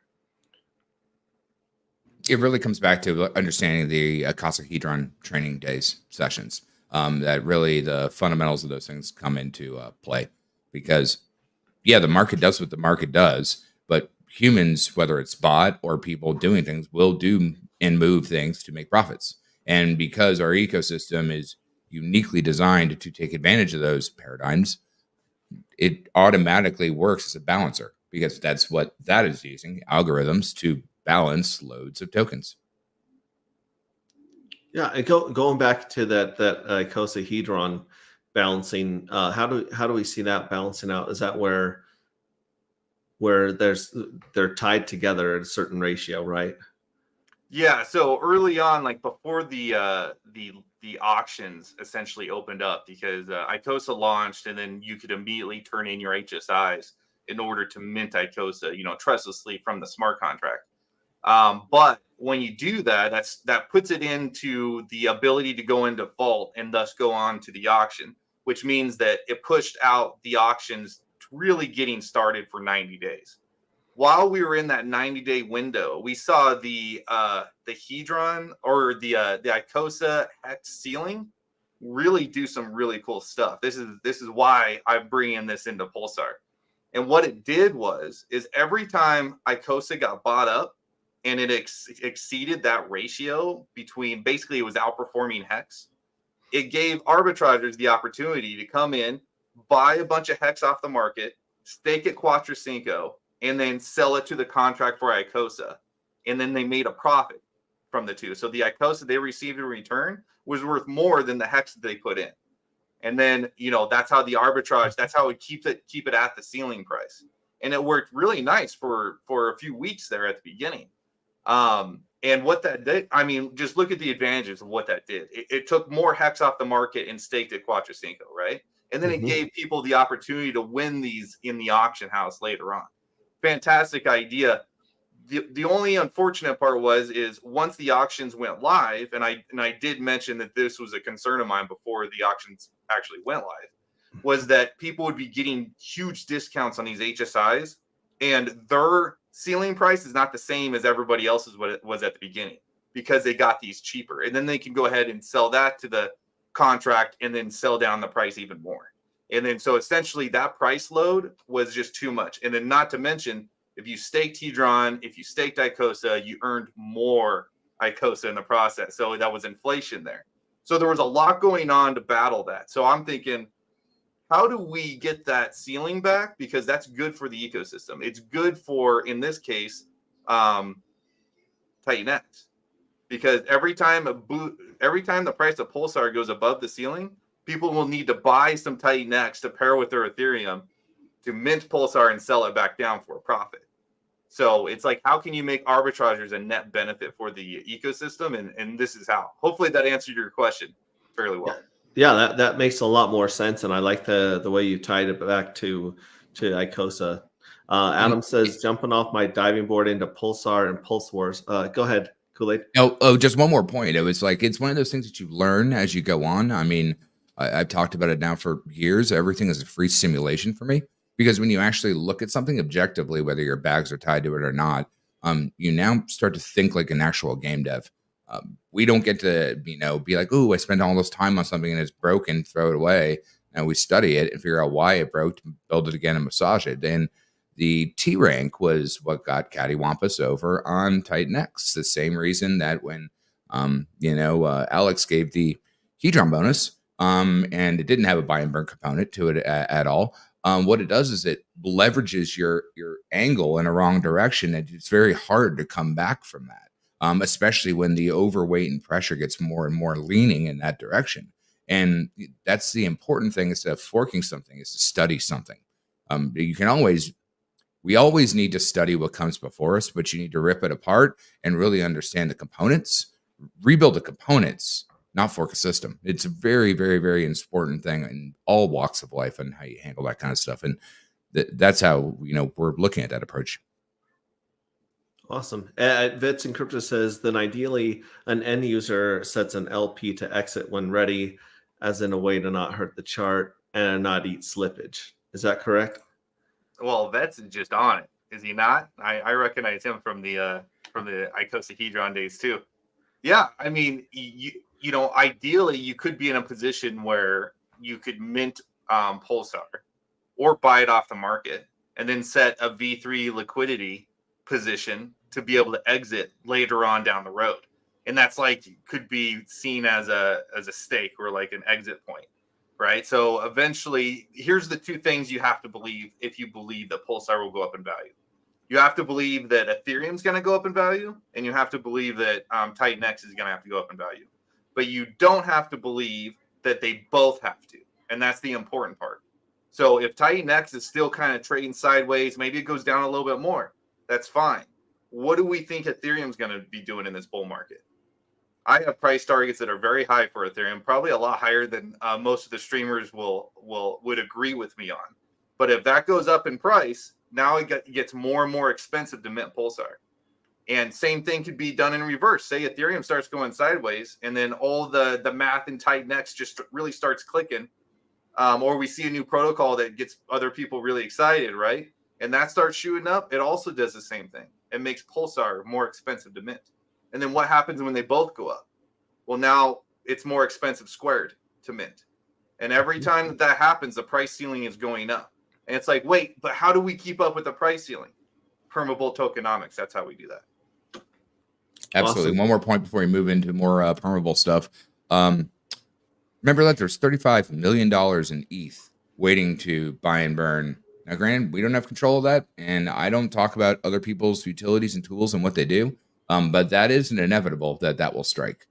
Furthermore, if we want to lean into vet stuff a little bit more, because I made the point that you technically don't need to set up an LP play with the slippage and all the rest of that. Smart people know how to operate a vehicle, but I wonder if you were earning fees while you were doing that, and then that fees that you take would give you more ammunition to complete the circuit again. There's so many very simple onion layer or critical loops in systemic design that are directly in front of you that we've been coaching it, but I assure you it's there. Yeah, Can I and you ask- mentioned. Can I ask a really simple question? Go ahead. What do you think? What do you think then about that? How does it affect your protocol? The fact that there's pretty much no new Titanx getting minted, is that a good thing for this protocol or a bad thing? It's kind of agnostic, really. Like if there's one of the hardest downward pressures or the biggest struggle for Titanx right now, and I think majority of the community would agree with me, is people went really ham. Like they went all out on Titanx. Like there was a lot of miners, a lot of Ethereum went through that system. And that is a, you got to bring in Ethereum and you got to wait. And so this is all inflation. This is all inflation hitting the market, right? So the balance with Titanx that it needs to find, because it's really struggling to find it right now, is how do you get a consistent number of new miners without going way too high or way too low, right? And how do we get an equilibrium of the actual market value of it? And there are examples of this. I don't want to talk about too many other tokens, but there's examples of this, of inflating tokens that are just not that popular, that do absolutely fantastic on price performance. So it's just a matter of fact that nobody talks about it, right? So there was so much attention on Titanx that there was just way too much economic energy coming in and way too much coming out that caused some issues. So short answer is it's pretty agnostic to it. The point is less people are mining means less inflation, which hopefully means more impact on their buy and burn. Yeah, and if you think about proof of power, which would be Bitcoin, how much could you get Bitcoin for when it was super easy before all the ant pools and everything else got together to make that lockstep that it was almost impossible to not only own the hardware but be pooled with something to earn the hardware? Yeah, Bitcoin's theoretically still mineable, but good luck. And so you have to really look at how all these systems work, not as a consumer, but as a designer or an architect. And that's, the one thing I've loved spitballing with Gifford now for almost 3 years is both of us are architects and both of us are designers. And we really care about thinking about this stuff. Like we absolutely thrive on it. And you have to kind of walk backwards and understand, if you can understand how hard it is to mint Bitcoin, when you still can do it, good luck. You just have to look at the time frame that you're looking at. That's why I understand the T-shirt is the most important thing of proof of time. Now, proof of power is great in the beginning when you're steamrolling stuff and all the rest of that. Proof of programming theoretically would be Ethereum, but Titan is proof of Ethereum, and that will rubber band against, just like ETH gas fees do for calculating a T-share cost. The way an EVM or electronic virtual machine goes is it has calculation costs, just like everything else. And so it's really fascinating just to study this, regardless if, you invest, buy, or I've always gone with the moniker that we want to teach you why, not what to buy. That's always been a core component of who I am as a person, no matter what I do. Love it, love it. Now, for someone was asking here in chat earlier, when launch for Pulsar? 2 more weeks. 2 more weeks. Love it, love it. So I mean, I could, I've said this before. Our code it's done. Our code is pretty much done, but I'm not satisfied with how clean it is yet, and I'm not satisfied with. I still believe there's a few more tests that we need to run to make sure this is 100%. I mean, Kool-Aid's been saying this ad nauseum in our Telegram chat. Is like, we don't rush things to market. We have never set a launch date, and we never will, so which means we're not delayed. We will give people like a 5-day heads up.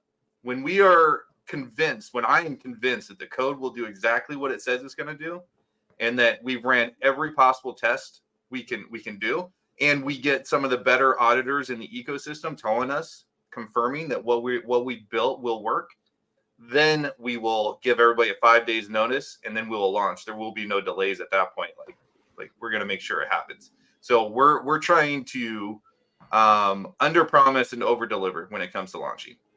And to tip on that, I've seen multi-$100-million games shipped with less scrutiny than what Gifford does. It's pretty amazing on why and how. I mean, all of us on our team are core like that. Guru Burton, he is one of the best UI guys, and he is picky when it comes to every pixel. Same thing with Kinetics and how he handles business and all the rest of that type of stuff. We're very focused on why, not what, and that is how we want to adhere to the Richard Hart ideology of what we all believe in. And if you're going to create something, do it right. Yeah, Crypto Elite says, yeah, make it 100% bulletproof. Adam says T-Rank exploded the overall numbers, and these are the consequences of too much adoption too fast. We will get through this phase eventually. The future looks bright. As someone, like, I've got some miners coming out in August, right? They've dropped ridiculously since I put them in, and I have one max length stake in Titan X that at first was paying out really good when people were doing the miners, but now I'm getting like 6 cents, 3 cents a week or something silly like that.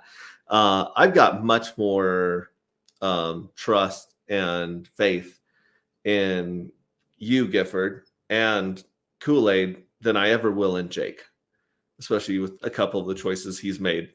So I would say if someone who did go in on Titan X and would rather, throw in their lot with you guys, what would be my move when Pulsar launches? So I would say, just in general, that this is also one of our narratives, right? And so this is your viewpoint. So this is fantastic. So your viewpoint is essentially, I want to participate in Pulsar, and that's probably about it, right? Yeah. So essentially, I've had this question before, and it really comes down to this: once we launch, we should have liquidity on Pulse Chain within the hour, right? Because people will immediately start minting, and then our Pulsar pathway contract will handle the rest. It will deposit the liquidity over on Pulse Chain. So you could essentially just chill out, wait for the liquidity to start filling up on Pulse Chain, and go ahead and pick yourself up some if you like. The cool part is there's going to be very little points in time where it would be more beneficial to mint as opposed to buying off market, because we saw that with Icosa. Every time there's an arbitrage opportunity where the price is above the ceiling, there's somebody arbitraging that down. They're like, that's free money. I'm getting that, right? Yeah, most likely a script or a bot. Yeah, absolutely. So there will be more likely than not, there will be a lot more time where it's below ceiling price, where it's actually cheaper to buy it off market. So you're not losing out on anything by not minting it over on Ethereum. You could simply just wait, chill in your community and Pulse Chain, right? And just go after the token that you like. Now, let's say my miners come out and I mint all of my Titan X. Do I have to put equal amounts of Titan X and Ethereum into the contract?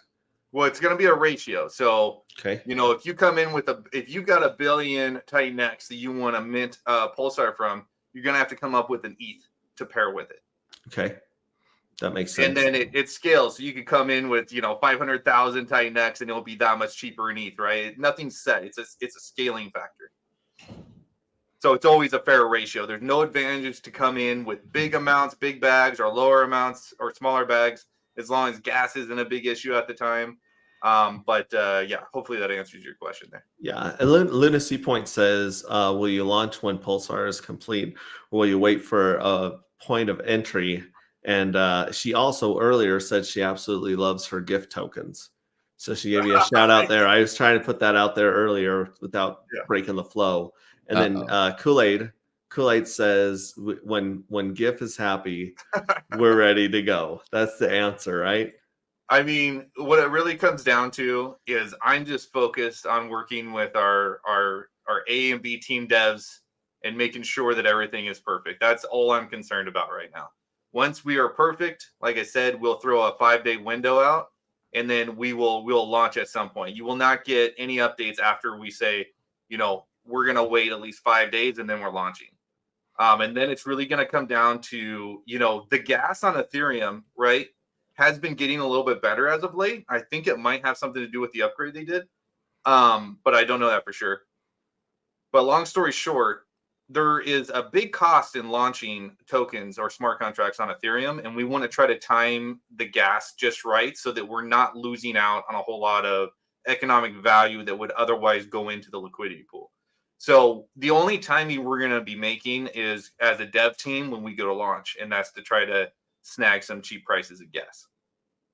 Awesome. Which is the standard time when you want to do crypto stuff in general, Tuesday night, Saturday night, the standard stuff that don't launch your NFT mint or something at 3:00 on a Friday, or so it's more of a strategic way to make sure that everything is the best for the user experience. It is not timing to wait for a price participation point. It's more the forefront of making sure the user experience from deployment to the user side is thought out flawlessly.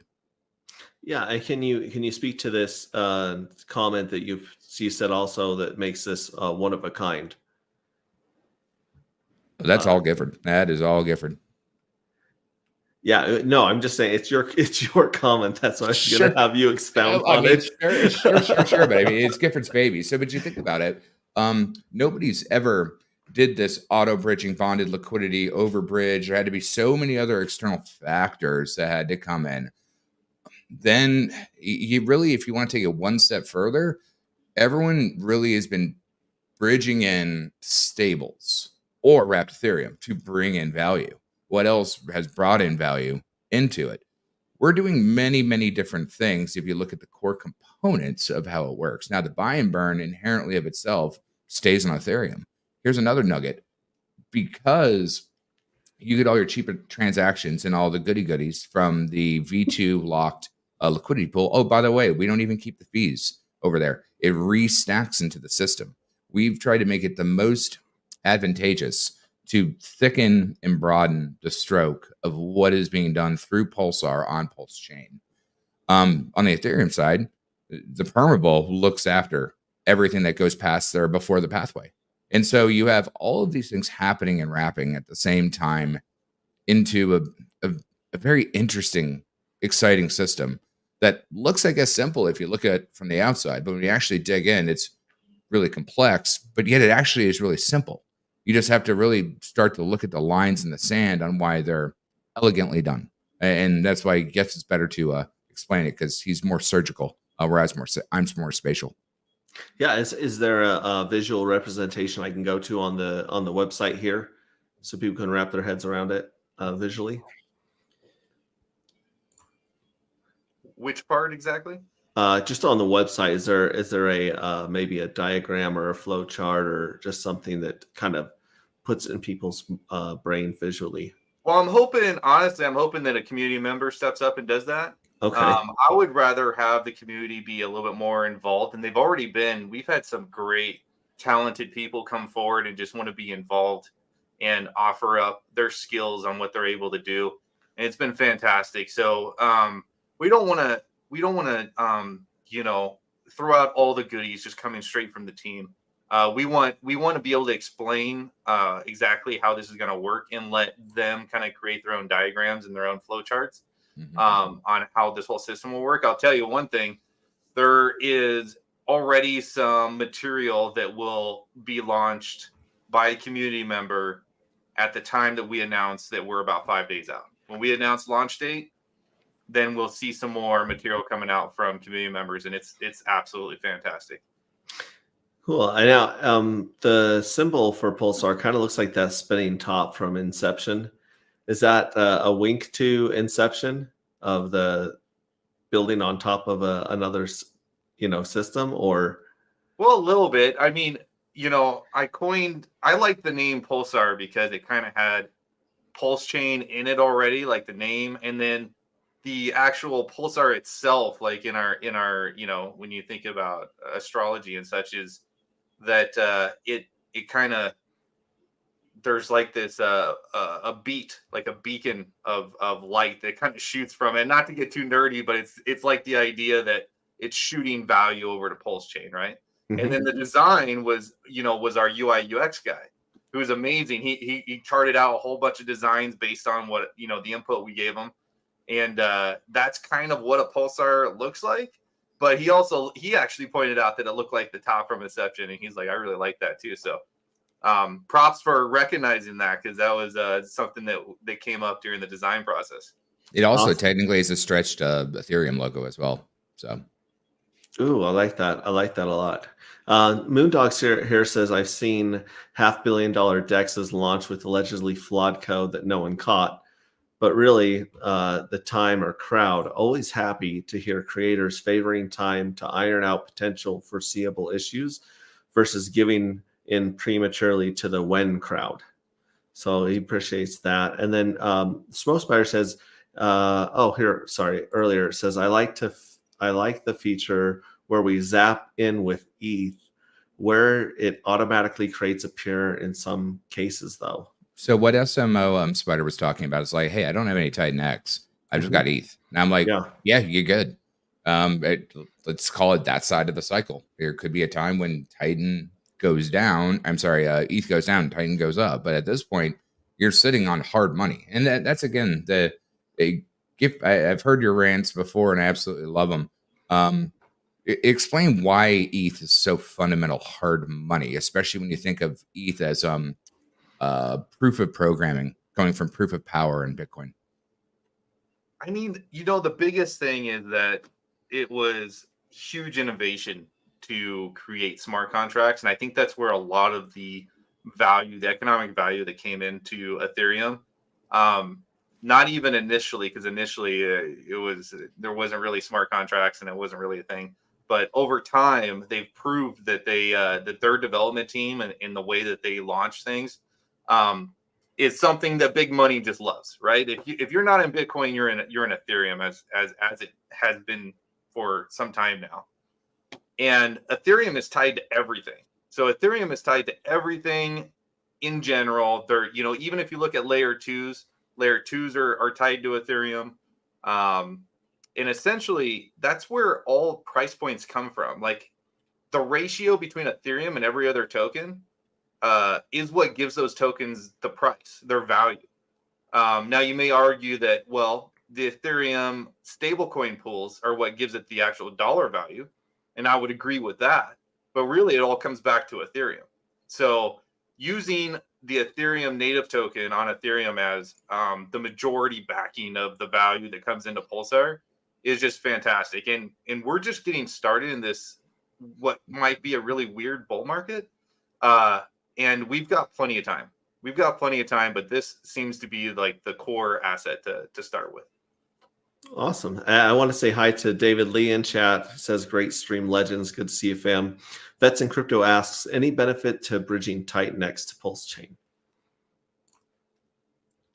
Not currently. There's not. My official statement on that would be, we want a liquidity pool over on Pulse Chain of Titan X and Pulsar so that we have our infrastructure in place. Cool. And then yeah, Crypto Elite says, in my opinion, LP is all that matters. I have to agree with that. Liquidity providing makes a huge difference in coins.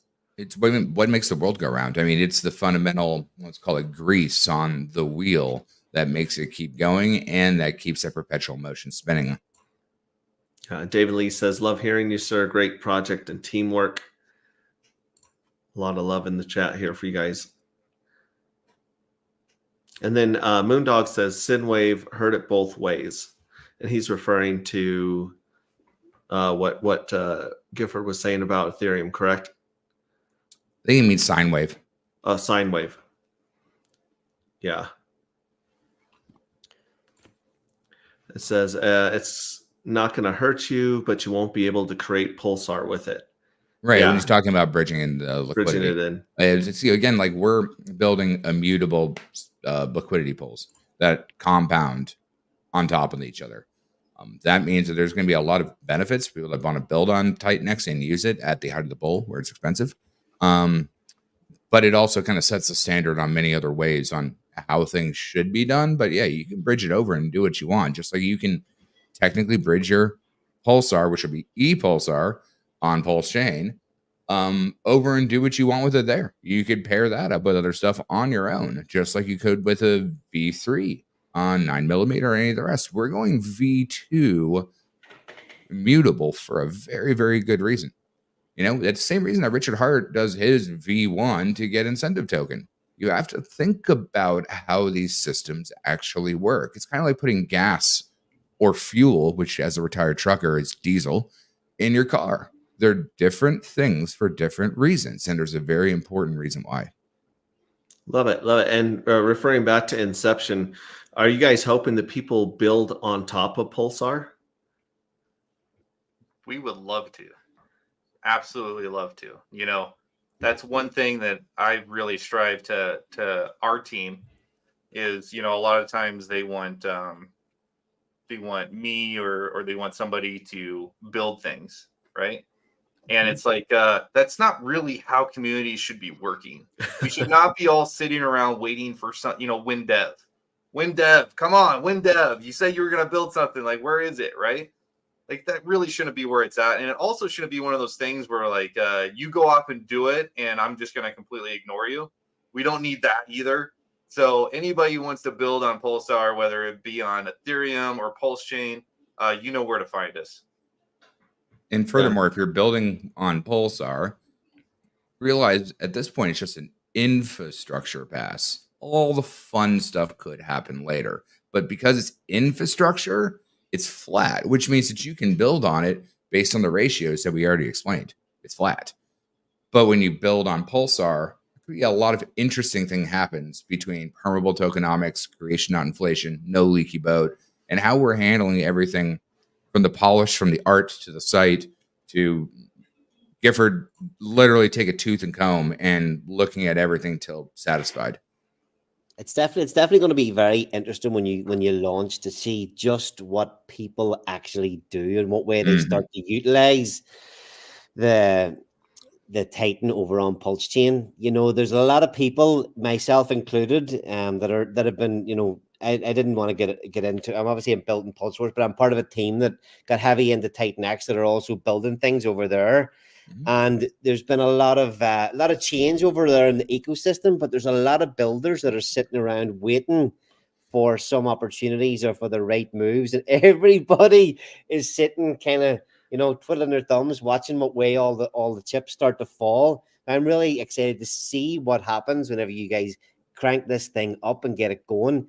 Whenever you first talked about it, and I thought it was going to be much more to it, but the infrastructure layer, and that's the way they just nailed that part is brilliant. I love that. The fact that it gives everybody else the opportunities to come, and you're talking about the communities getting involved.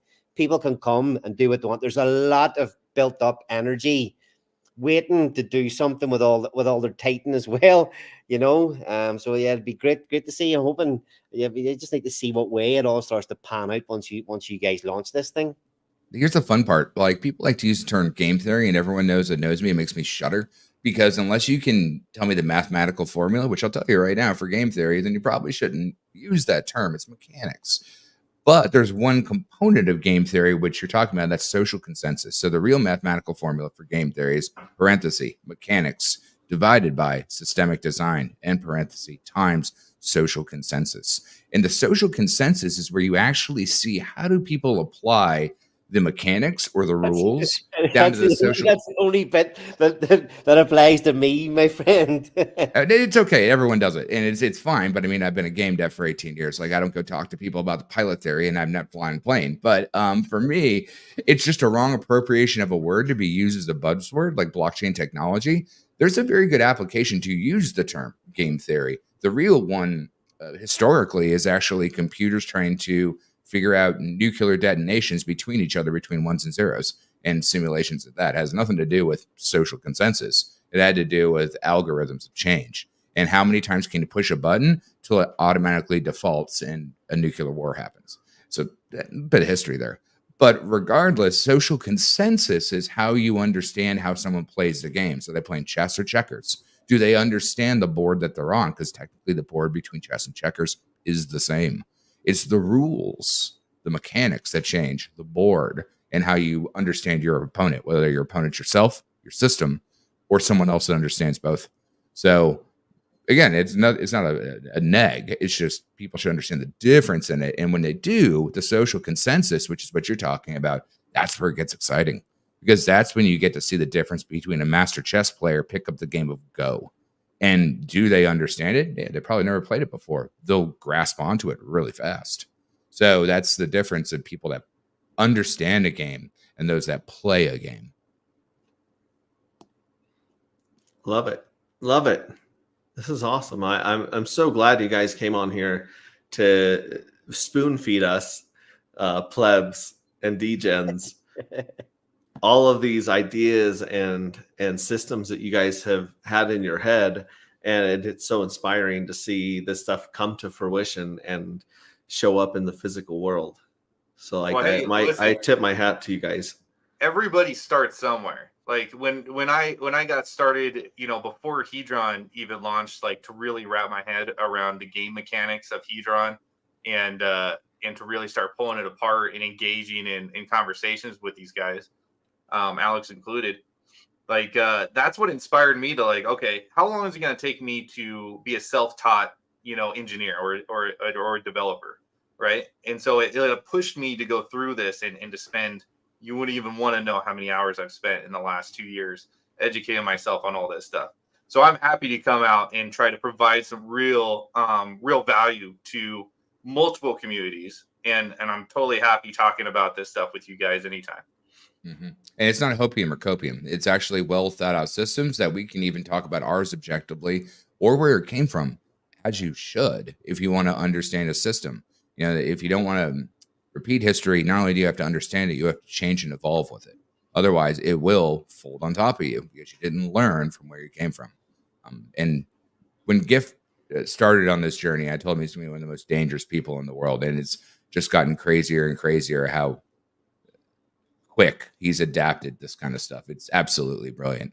He means dangerous in a good way, not in absolutely. Yeah. He started out as just being able to translate Larry, and now he's one of the best coders and developers, or even architects and designers I've ever had the privilege to work with professionally, and definitely a privilege, you know, as a friend and a cohort in crime. It's dope. Thank you, much appreciated. Beautiful, beautiful. And I think this is really the cutting edge of finance in DeFi, because I mean, as crypto's evolved, we were talking about this last night, Larry. Crypto is clearly the future of gambling. Like, it's clearly beating the shit out of the lottery and Vegas and the stock market and everything that people use to speculate. Mm-hmm. It doesn't hold a candle to crypto. Crypto is speculation on steroids. And then most of us here believe that it's also the future of gaming, the future of finance, the future of entertainment, right? We just haven't seen those things develop yet and really take the lead, kind of like we were talking about the early internet. Early in the internet, it was easy for the internet to take over mail and make, you know, email a thing. but it took a while for commerce. It took a while for the Amazons, the Netflixes, the Facebooks, the social networks to really show how useful they were on the internet. And so I love what you guys are doing here. It looks like it's the bleeding edge, the beginning of true finance and truly holding and transferring value and economic energy without just a boom bust cycle that we're so used to. And I think the trick to that is that carrier pigeon maximalisms never go backwards. Fax machine maximalisms never go backwards. When you realize that the power of decentralized interoperability and how that works, there's so much that's going to be unraveled. Is you just have to set the stage for it. And that was going back to one of our core components is how do we bring these pillars of value that we hold deeply and reinforce them back into Pulse Chain, the system that we love, along with trying to build that bridge that Nicole Nerd Girl always talked about way back in the day to other communities. Because it's not about an us or a them, it's a we, because we are DeFi. And the same thing that RG talks about on his tour and all the rest of that. Also in Utah, as you mentioned in the beginning, make sure you come out. We are DeFi, and we have to set that standard unilaterally. Love it. Moondog's got something here. He says, time management is a skill. Love how much tokenized time I've been able to buy on discount by emotional peeps and markets lately. Desi on ETH selling its T shares for 7 to 11K Hex on top of Hex discount. So there's some arbitrage opportunities going on over there on Ethereum right now with the perps. Yeah, Moondog's a fellow Texan. I just got back here not too long ago because my career I move around a lot, but he's very, very smart, quit person. Yes, and there's a lot of talk about sprouting and health in chat. If you guys want to catch up on that, it just didn't have anything to do with our conversation, so I let it roll. But yeah. If anyone else has any other questions, throw them in chat. If you guys have any questions for anything else to ask him, Ali, like now's a great time to put anything else. What else do you want people to know about Pulsar that we haven't asked you guys yet? I mean, I can go on and talk about this stuff forever. I mean, I guess the ideal thing is just come in and chat with us. We're pretty. I mean, gotta watch out for Rose. Me and Rose are not friendly. We DMZ hard line. Like she does not like me. Technically in our chat, she's nice to me. Yeah, but, is that the Rose that was on Tech Talk earlier? She's part of the Genius community. No, it's Rose the Combot. Basically, I get evac so that way my chair is just sitting there and I'm not there on stream. That's the meme from earlier. GIF as my chair was on stream with Hexray for 40 minutes one time. Yeah. I had a great interview with your chair. 100%. Same chair. Chair says hi. Yeah, chair says hi. That's great. That's a really good segue. Where do people get involved and keep up to date with Pulsar? Is it Telegram the best place to hang out, or X, or where would you guys? What are the links, and where can people follow Pulsar and its development? Yeah, Telegram's going to be the best spot. You can jump into there and you can throw in things like website, Twitter, YouTube, whatever, and it's all filtered in there so that you can grab those easily. If not, if you don't like to be on Telegram or you're not on there, just go to our website, pulsar.win, and there are links to all that on the website as well for you to follow. Top right-hand side. Awesome. Let me pull that up here. Boom, top right-hand side, right up here, huh? Boom, right up here. Yeah, there you go. Got those babies right there. Awesome. And where can people follow you, Ali, and stay up to date and get ready for the minting that's coming this Saturday? Is that correct? Yep, that's correct. Yeah, so it's just Ali Kane 5 on Twitter, or it's easier if you just go to just Pulse Wars on Twitter, and all the links are in my bio on the Pulse Wars Twitter site. That'll take you through the websites there, the white papers there, the telegrams there. So that's the easiest place. And what's the handle on Twitter so people don't go to the wrong Pulse Wars site and get jacked? Yeah, that's it. Just Pulse Wars at Pulse Wars. Yeah. Perfect. And anywhere else that people can follow you, Gifford, or collaborate with you if they want to reach out? I do have a Telegram group. It's just giffordware.win. In there, I have links to my Twitter. I'm not super active on there, even though I've been on Twitter. I just noticed it said since 2000. What was it? 2011? Something ridiculous. I've been there like 13 years. Whew, dating myself. But yeah, so you can find me on Twitter. I'm sometimes on there, but Telegram's the easiest way to find me. You find me either in the Pulsar group. You can find me in the Icosa group, Hedron group. You can find me in Giffordware group. I'm around. Awesome. That's great. And then obviously I'm Pulse Ray Vision and Hex Ray Vision just about everywhere. I'm going to be streaming with Crypto Compassion tonight at 6 p.m. Pacific, 9 p.m. Eastern on the Texan Tailgate and talk about there. I wish I had more to share on my project, but we will have a front end up and running in about a week that we're going to start doing our donation phase. So we're going to be raising funds to go from finished code through the audit and marketing phase. So I'll keep you guys updated on that. And then of course I'll be at the Pulse Chain Tour in the Salt Lake City area, April 13th. So if you guys make it to that Pulse Chain Tour, we'll be hanging out there as well. So other than that, I want to thank you guys a lot. I want to thank Fashion Coder, who's not here, and Sloth. They both had to duck out early.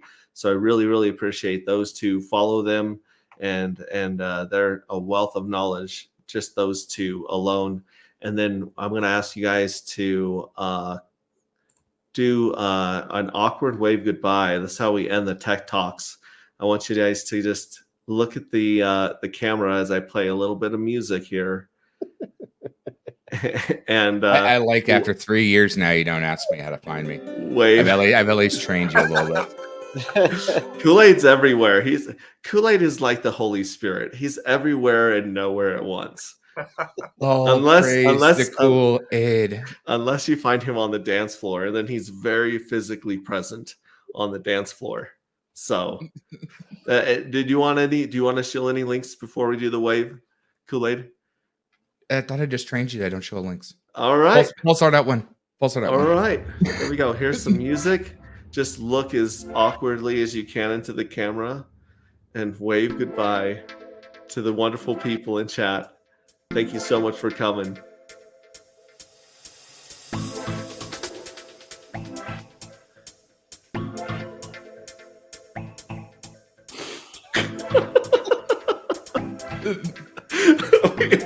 We all look like we've never waved before, like we're AI robots learning to wave.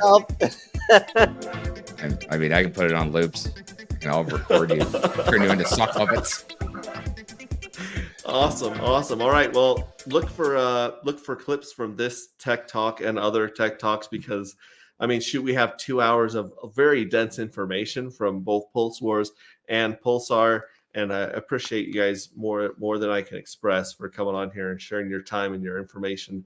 And we'll keep doing updates as you guys get closer to launch and have your steps. You're welcome on anytime. And I thank you again for joining us. I just want to say quickly, I do appreciate the opportunity to come on. You know, as a relatively unknown person, it's difficult to get your foot in the door and get on spaces like this. So thanks very much for having me.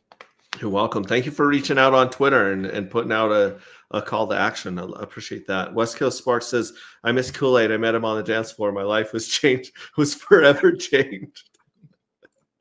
Awesome. All right. Well, thanks again, guys. And we will catch you guys next week. We have the Barista founders and also Robert Janito from Genius are going to be joining us and talking about that and all things crypto. So we'll catch you then. And thanks again, guys. Later, all. Have a good one.